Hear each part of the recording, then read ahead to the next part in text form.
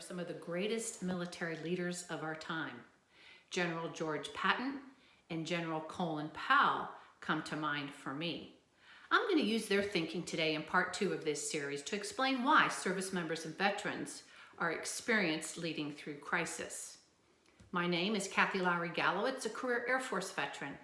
My business, Vanguard Veteran, equips civilians to become veteran champions. Welcome to my 4-part series called Lean on Veterans, Who Better to Lead Through Crisis?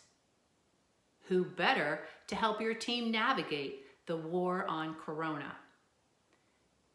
The purpose of this series is to remind you to leverage the values, skill sets, and attributes of service members, veterans, and military spouses to build the resiliency and productivity of your team.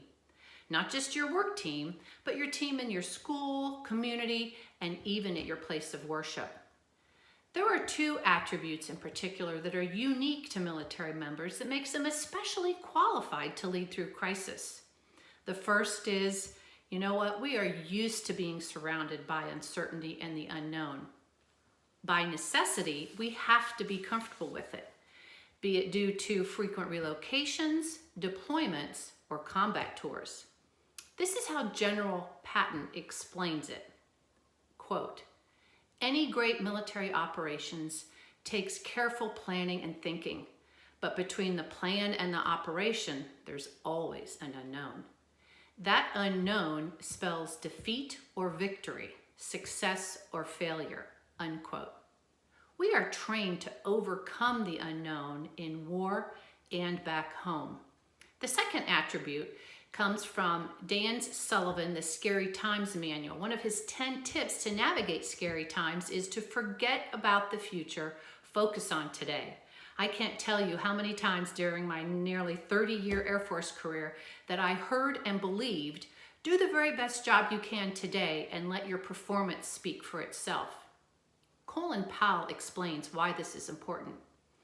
Every job, especially in the military, has significance, and that influence carries well beyond that single activity. He says, never neglect the small details, even to the point of being a pest. Attention to detail saves lives and gets the job done. And he goes on, leadership is solving problems. The day soldiers stop bringing you the problems is the day you stop leading. You know, military leaders are trained to identify hazards, navigate obstacles, and learn how to avoid them in the future. So I ask you, do you know who the service members, veterans, and military spouses are on your team? Go ask. Have you ever served in the military? Instead of, are you a veteran?